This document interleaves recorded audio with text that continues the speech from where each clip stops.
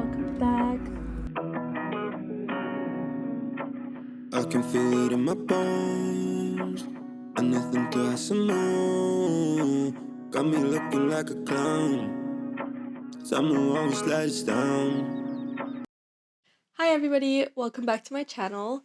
This is going to be the second video in the California road trip series. Thanks so much for watching the first video if you were around for that. It's so hard to film in my room with this camera because it's got a really narrow angle. I guess that's how you would say it, like the opposite of a wide angle. So it's hard to like get myself in the frame and good lighting and all that stuff. But that's actually a thing I want to talk about. I'm really tempted to buy a new camera before my California trip, and I think I'm gonna do it. I have enough money saved up to buy one, and they're just like, cameras are really expensive, and I've known for years that this camera is never gonna be a great filming camera for video. And at the time I bought it when I was like 12, so I've had it forever, and it's actually really nice quality for portraits, but for videography it's just not great. So I need to buy a camera and a mic if I want to get good quality footage while I'm traveling, and I think it would just be such a good opportunity to get content, so I think I'm gonna do that. So if you have any camera recommendations, let me know in the comments below. And yeah, with that said, let's just get to planning the road trip.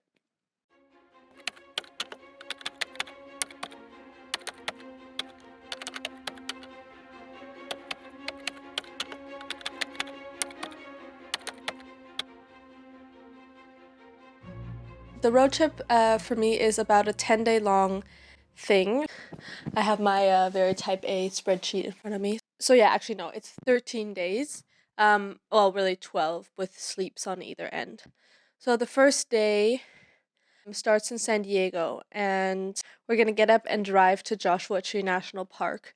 And San Diego to Joshua Tree is about 150 miles, which takes 3 hours according to Google Maps, but that's without traffic, so we'll see how long it actually takes in real life. And then at Joshua Tree, we're planning on exploring the park, and since I'm traveling with my grandma, we're not gonna do like crazy hikes, but like maybe some very short hikes or walks around the park. I also really want to stay up kind of late and look at the stars at night, because I've heard that the stars at Joshua Tree are amazing, and I really love night skies.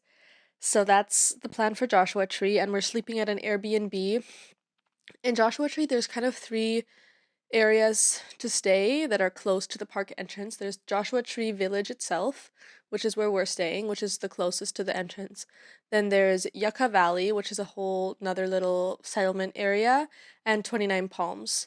And both of those are also decently close for the park and convenient, and have, I think, a little bit more of a relaxed vibe. And there's just a lot of places to stay, and in Joshua Tree there's only very few places to stay, so I guess it would be booked up quite often. You can also choose to stay in Palm Springs, which I think is about an hour drive away, and then drive into the park. But Palm Springs is more like a bougie area and farther away, and for us that was just not as convenient. So after that one night in Joshua Tree, we're going to get up the next morning and drive to the south entrance of Sequoia National Park, which is north of Joshua Tree. And we're staying in a town called Three Rivers, which is on the very south end of Sequoia before you really enter the park. And that's quite a long drive. So Joshua Tree to Sequoia is a 5-hour drive, or 300 miles, so that's gonna be a long driving day, and there's nothing else planned that day, just getting there, and there's a couple stops along the way that you can make, but really it's just getting up north. So that night we're sleeping in this really cute Airbnb. I'm really excited for this one. It's like a loft tent conversion. It just looks really cool. The next morning, and we're driving through Sequoia National Park. And I don't know if you've looked up Sequoia before, it's basically a really long strip there's a big road that winds through it, and then there's things on either side of the road, and the giant sequoia groves and a bunch of hikes and everything. So we're gonna spend the day just driving all the way up through that park. And there's about a $30 park entrance that covers both Sequoia and Kings Canyon, which is right next to it. In Sequoia, there's also a place called Crystal Cave, which is like a cave thing that you can go see, and you can pay and get a tour. And supposedly that books up in advance, so I'm going to reserve tickets for that in advance for us. And then at the end of the day, we'll have arrived in Grand Grove Village, which is So Sequoia is here, Grant Grove Village is here, and this area here is Kings Canyon National Park. So we're going to sleep at the John Muir Lodge, which is a famous historic hotel, which I'm really excited for as well. And then we're going to get up the next morning and explore Kings Canyon. Basically, Kings Canyon is a really deep river canyon that has a bunch of beautiful nature as well. And the amazing thing to do there, I've read, is drive along the scenic byway, which is a long road that leads from Grant Grove Village all the way to Cedar Grove Village in the east. And that takes several hours and has lots of great stops along the way. So we're going to do that and spend the day doing that. And you have to unfortunately drive all the way back along the same road. And then we're sleeping in a place that's about an hour west of Kings Canyon because that's going to lead us towards Yosemite, which is where we're heading next. So we're sleeping in that little town, honestly, in the middle of nowhere in Squaw Valley, it's called. And then the next day, we're driving to the south entrance, Yosemite, into the park, and we've booked a place in Yosemite West Village for 3 nights, which is on the main, sort of off the main drag in Yosemite National Park, relatively close to Yosemite Valley, but not in Yosemite Valley itself because it was just impossible to find places to stay there. And I really did a lot of research about where to stay when you're in Yosemite, and you can stay in the park or outside of the park, south of the park or west of the park, east of the park. If you're there in the summer months, there's the Tioga Road is open. Um, but obviously, the closer into the park you're staying, the more expensive it'll be in general. And since we're there for many nights, I wanted to book a place with a kitchen. And so we found a place that's basically a studio apartment. I'm still kind of looking into what exactly I want to do at Yosemite because there's so much to do. Originally, I was thinking of spending 2 days there, and I'm so glad I made it 3 because, yeah, there's just an outrageous number of things to see. But the things that are on my list so far are doing a Yosemite Valley loop walk, maybe the Mist Trail or the Tenaya Lake Trail or the Muir Lake Trail, and then possibly driving up by Tulum Meadows. And there's a free shuttle that'll take you from Tulum Meadows up to the Tioga Pass area somehow. So that's something that I want to do as well. I haven't quite understood how much of Yosemite you can do by your own car and how much you do with a shuttle because obviously using the shuttle is nicer because it reduces the number of cars in the park and everything. And I think if I were going on my own in the future, I would go camping in Yosemite. And I'm getting the feeling that I'm going to want to go back. So hopefully I'll be able to make a video about that someday as well. So after 3 days in Yosemite, we're going to drive all the way back west to the coast. And it's about a 4-hour drive from the Yosemite West area to Monterey Peninsula, which is where we're heading. And we're sleeping in a little town near Carmel. Unfortunately, not in Carmel because everything was booked, even in September, weirdly. But yeah, anyway, so we're staying in Seaside, which is just nondescript beach town from what I can tell. But it's close enough to Monterey Peninsula and Carmel, so that's why. And the place that we're staying at was really cute, so that happened. And then during those 2 days there, I just want to explore Carmel Valley, drink some wine, walk along the beach on the Monterey Peninsula, do the famous 17-mile drive, although it'll be overcrowded, but it just sounds really good. Maybe go to the Monterey Bay Aquarium. I'm not a big fan of zoos, and I'm not sure how I feel about this aquarium. I'm still gonna Google a bit about like the ethics of it all. But it does look like a really interesting place to see. Although it's really expensive. I think it's like $60 to enter that place. That's just insane to me. But anyway, so I'm gonna look that up.